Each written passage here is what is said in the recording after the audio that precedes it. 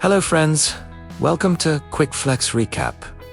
Some dreams fade the moment you wake up, others cling to you, whispering unfinished business, unresolved fear, or impossible hope. And then there are the rare dreams that refuse to stay dreams at all because they are doors. Doors to places the waking world can't touch, and two truths the mind hides even from itself. Asterisk, in your dreams, asterisk is built on that idea. But it doesn't treat dreams as soft or whimsical. It treats them as dangerous terrain. Because when you step inside a dream, you are not just wandering imagination. You are confronting desire, guilt, fear, and the lies we tell ourselves to survive. The story opens in a world that feels familiar but fractured. A household that looks normal from the outside, yet carries the quiet tension of something breaking underneath. Stevie and Elliot are siblings living in a home where laughter used to come as Ellie. But now silence does most of the talking. Their parents are drifting apart, emotionally distant, exhausted, and barely holding the family together. No shouting matches, no dramatic explosions. Hustislu's suffocating realization that love is slipping away, and that subtle realism is important because it's what makes what comes next feel so Stevie is the dreamer.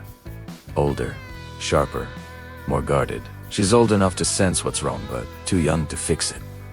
Elliot, younger and more open, still believes problems can be solved if you try hard enough. If you say the right words, if you wish loudly enough. Together, they share the same fear, that their family is quietly falling apart, and that nothing they do in the real world seems to matter. But when night falls, reality loosens its grip. It starts small. A strange dream. Too vivid. Go. Aaron, not the random jumble of images the brain usually spits out, but something structured, almost designed. A place where rules exist, where logic bends instead of breaking, and where someone, or something, seems to be watching. At first, Stevie dismisses it. Dreams are just dreams, but then Elliot starts describing the same place. The same shapes, the same impossible geography, the same unsettling feeling that they weren't alone. That's when the movie quietly crosses its first line.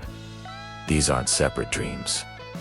They're shared. The siblings discover that when they fall asleep at the same time, they enter the same dream world. A sprawling, surreal landscape stitched together from childhood memories, fears, pop culture fragments, and emotional scars. It's colorful, bizarre, and often funny, but there's an edge to it. A sense that the dream world isn't neutral. It reacts. It puts us back, and buried deep inside this dreamscape is a legend whispered by dream creatures who seem to know more than they should. The Sandman, a mythical figure said to have the power to grant one true wish, not metaphorically, literally. For Stevie and Elliot, that wish is obvious. If they can find the Sandman, they can fix everything, heal their parents' relationship, restore their family, undo the damage before it becomes permanent. But the dream world doesn't give gifts freely. The moment they commit to the search, the tone shifts. What was playful becomes threatening. Friendly dream figures turn unpredictable. Environments that once felt magical begin to feel like traps. The siblings quickly learn that the dream world is not built to protect the midis, built to test them. Every location they pass through reflects something deeply personal. A carnival that exaggerates joy until it becomes grotesque. A maze of hallways that rearrange themselves, mirroring confusion and avoidance. A towering city constructed from unfinished thoughts and abandoned promises. These aren't just obstacles, they're psychological pressure points. And as the journey continues, the cracks between Stevie and Elliot begin to widen. Stevie approaches the dream logically, cautiously. She questions everything. Who made this place? Why does it feel like it knows them? What's the cost of a wish powerful enough to rewrite reality? Elliot, on the other hand, leans into belief. He trusts the dream logic. He wants to hope. He needs asterisk to hope, because without that hope, the idea of losing his family feels unbearable. Their conflict isn't loud at first. It's subtle, a hesitation before choosing a path, a disagreement about trusting a dream character's advice. A moment where one sibling charges forward while the other holds back. But each small fracture matters, because the dream world feeds on emotional imbalance. And then comes the first real warning. They encounter a figure who shouldn't exist, being formed from discarded dreams, half humorous and half menacing, who makes it clear that not everyone leaves the dream world unchanged. Some never leave at all. Others wake up different. The message is unmistakable.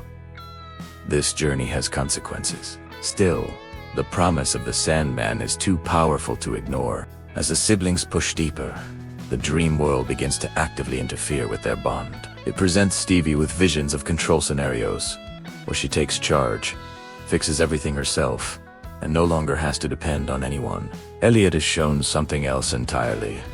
A world where everything stays the same forever, frozen in a perfect moment that never has to grow or change. Neither dream is random. Both are temptations. And that's when the film reveals its core question. What happens when the thing you want most isn't what you actually need? The closer they get to the Sandman, the more hostile the environment becomes. Nightmarish elements creep in, at the edge of shadows that move independently. Landscapes that collapse without warning. Creatures that speak in riddles but attack with certainty. The dream world is no longer hiding its teeth. Yet, paradoxically, it also becomes more honest. The siblings are forced to confront truths they've been avoiding. Stevie's fear of being powerless. Elliot's terror of abandonment. Their unspoken guilt, wondering if they somehow caused their parents' distance. Wondering if they weren't enough. This is wary. In your dreams stops being just a fantasy adventure and starts becoming something heavier. The dream world doesn't just reflect imagination, it reflects emotional reality. And emotional reality doesn't care how old you are. By the end of this opening chapter, one thing is clear.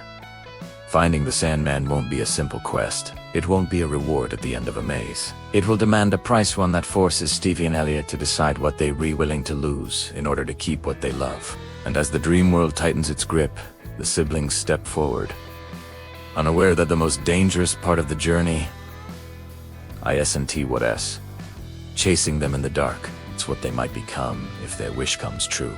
The dream doesn't reset when Stevie and Elliot fall asleep again.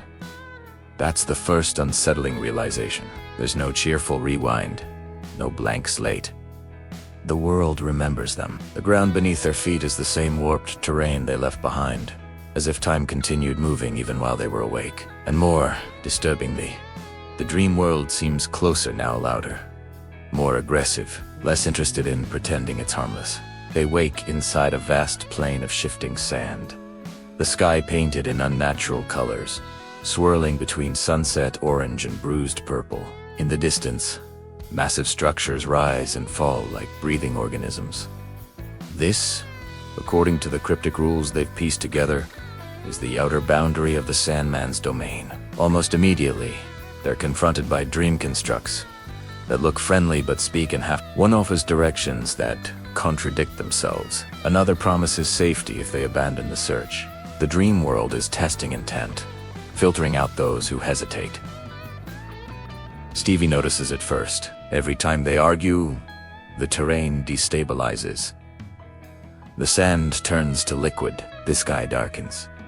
Their emotional alignment isn't just personal, it's structural. As they move forward, the siblings stumble into a bizarre city built entirely from childhood memories. Giant toy blocks form skyscrapers. Sidewalk chalk drawings animate and scurry away. Lullabies echo from nowhere. Elliot is immediately pulled in, nostalgic and comforted, while Stevie grows uneasy. She realizes these aren't memories as they were, but as they wish they had been. Cleaner, simpler, safer. The city tempts them to stay. Here, dream versions of their parents appear, smiling, affectionate, united. These versions laugh together, cook dinner, ask about school. Elliot is overwhelmed. He reaches out, desperate, but Steffi grabs him, pulling him back just in time as the illusion glitches. The parents' faces flicker, cracking like porcelain masks.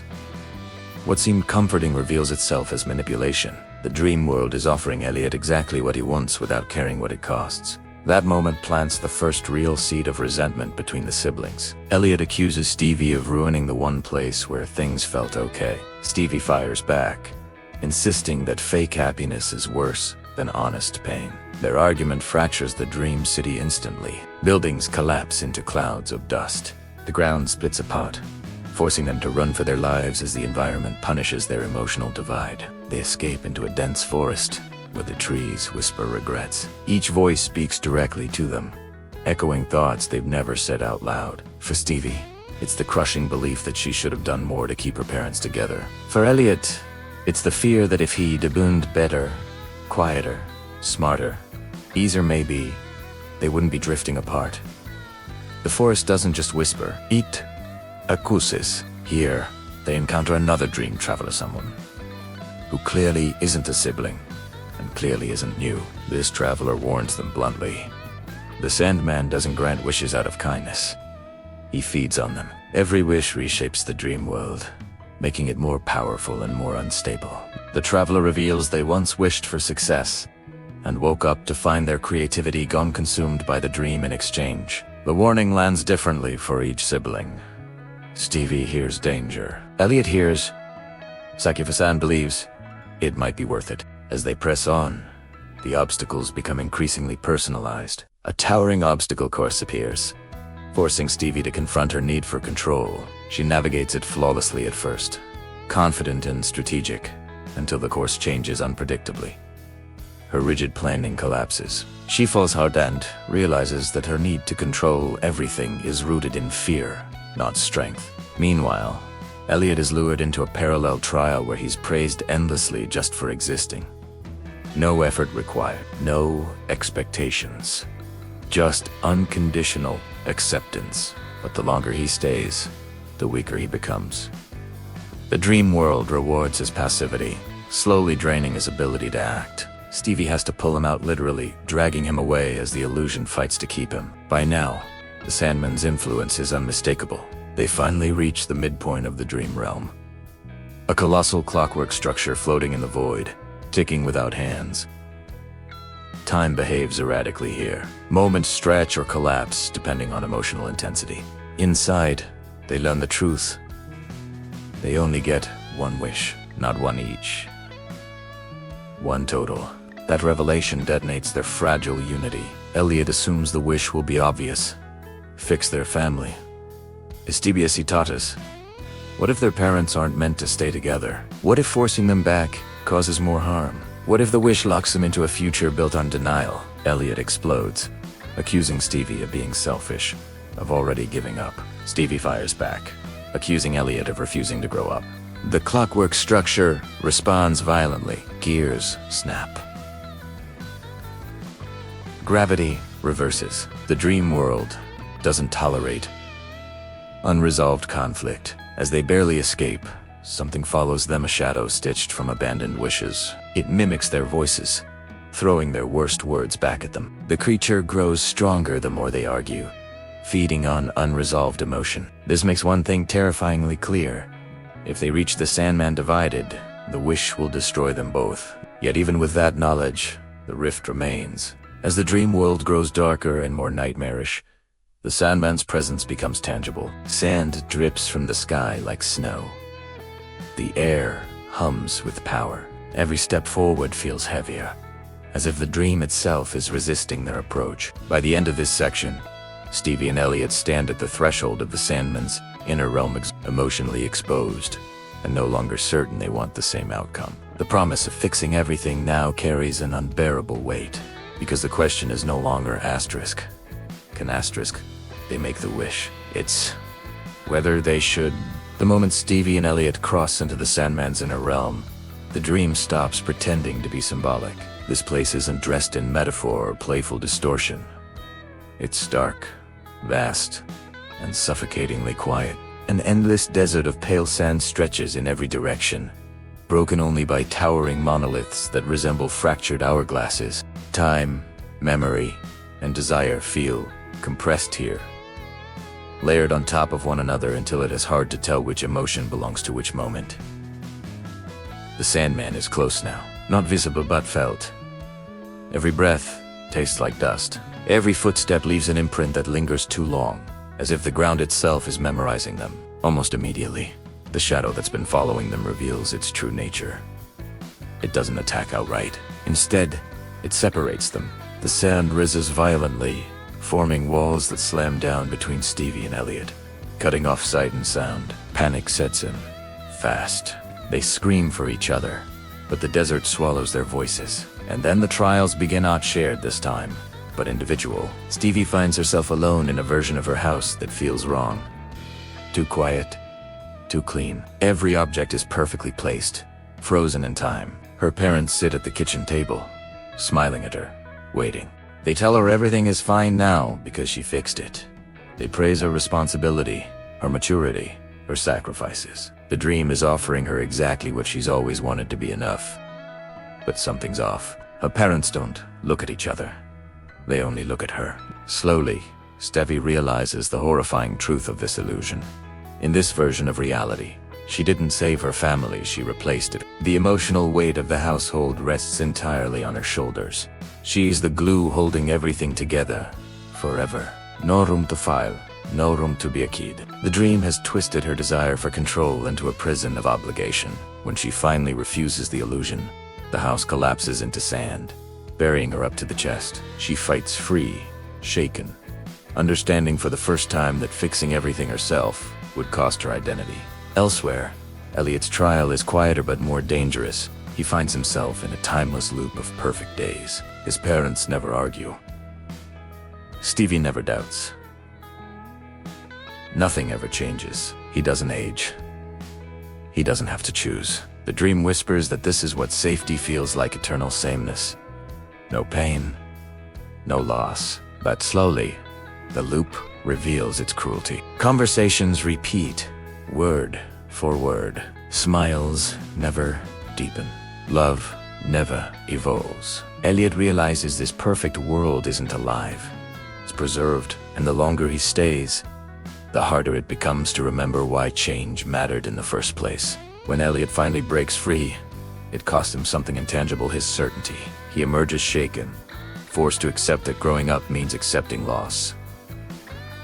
The Sandman appears at last. He is not monstrous. He's calm, ancient. His form constantly shifts, sometimes human, sometimes dust, sometimes a silhouette stitched together by drifting grains of sand. His voice is soft, almost kind, which makes him far more terrifying. He explains the rules plainly. Wishes don't create happiness. They redistribute it. To fix one fracture, another must deepen. To preserve one bond, another must weaken. The siblings are reunited before him, raw and exposed. The Sandman asks the question that matters most. Asterisk, what is your wish? Asterisk, Elliot speaks first. He wants his family back, not the illusion, not the loop. The real thing: arguments, flaws, and all but together. Stevie then speaks her truth. She wants freedom from the impossible responsibility of holding everyone else together. 2 wishes. 1. Chance. The Sandman smiles, because this is the moment he's been waiting for. He reveals the final cost. If they wish for their parents to stay together, they will erase the growth that comes from separation, the lessons, the healing, the future versions of themselves shaped by adversity. If they wish for freedom, they accept that their family as they knew it is truly ending. The shadow creature returns, now fully formed, feeding on their indecision. It lunges, forcing them to act. In the chaos, Elliot realizes something devastating. The dream world didn't bring them here to fix their parents. It brought them here to confront each other, to choose honesty over comfort. Elliot makes the hardest decision of his life. He withdraws his wish. Instead, he supports Stevie's choice, not because he wants to lose his family, but because he understands that forcing people to stay can destroy them just as surely as letting go. The Sandman accepts the unified decision. The wish reshapes not reality, but perception. The dream collapses. Stevie and Elliot wake up at home, gasping, shaken, forever changed. Their parents are still struggling. Nothing is magically fixed, but something is asterisk different. The siblings face the uncertainty together, without illusions, without false hope, and without blaming themselves for things they were never meant to control. The dream world fades, but its lessons remain, because some dreams aren't meant to come true. They're meant to wake you up. Morning comes quietly. No dramatic music. No sudden revelations. Just the soft, ordinary light of a new day filtering into Stevie and Elliot's room. The world looks exactly the same as it did before the dream. Same walls, same house, same unresolved tension hanging in the air. But the siblings are not the same people who fell asleep. They sit in silence at first, both instinctively checking for proof that it was real. Sand clings briefly to Elliot's sleeve before fading into nothing. Stevie touches her wrist, half expecting to feel the weight of the dream's collapse. There are no physical scars, only understanding. Downstairs, their parents move around each other carefully, like strangers sharing a space out of obligation rather than affection. The marriage is still fractured, the future is still uncertain. And yet, something crucial has shifted. Stevie no longer watches them with the same crushing sense of responsibility. Elliot no longer waits for a miracle that will freeze time in place. The wish didn't change their parents, it changed them. Stevie begins to let go of the belief that she must manage everything. She stops inserting herself into conversations that aren't hers to fix. When her parents argue, she listens without trying to mediate. It's painful, but it's honest. For the first time, she allows herself to imagine a future that isn't defined by holding other people together. Elliot, in his own way, grows up. He stops pretending that love means permanence. He starts understanding that relationships evolve, sometimes painfully, and that loss doesn't erase what came before it. His fear doesn't disappear, but it no longer controls him. The Sandman is never mentioned again. No lingering portal, no invitation to return. Because the dream world served its purpose. It wasn't a reward system. It was a mirror. In the final moments, Stevie and Elliot sit together outside, watching the day fade. They don't talk about fixing anything. They talk about moving forward. Together. Not as caretakers of their parents' marriage, but as siblings who survived something strange, frightening, and transformative. And that's what Asterisk in your dreams. Asterisk lands its quiet but powerful ending. There is no fantasy escape, no perfect resolution. Just emotional truth. The understanding that growing up isn't about getting what you wanted, it's about accepting what you can control, and choosing who you become in response. The dream world promised everything. Reality offered something harder, but something real. This story, full of imagination, emotional risk, and psychological depth, reminds viewers that sometimes the bravest thing you can do is wake up and face what's waiting for you. And that's the kind of story that stays with you long after the screen goes dark. This cinematic journey was brought to you by QuickFlex Recap. If you enjoyed diving deep into this full spoiler breakdown, make sure to like the video, subscribe to the channel, and share it with fellow movie lovers who appreciate stories that challenge as much as they entertain. Drop your thoughts in the comments.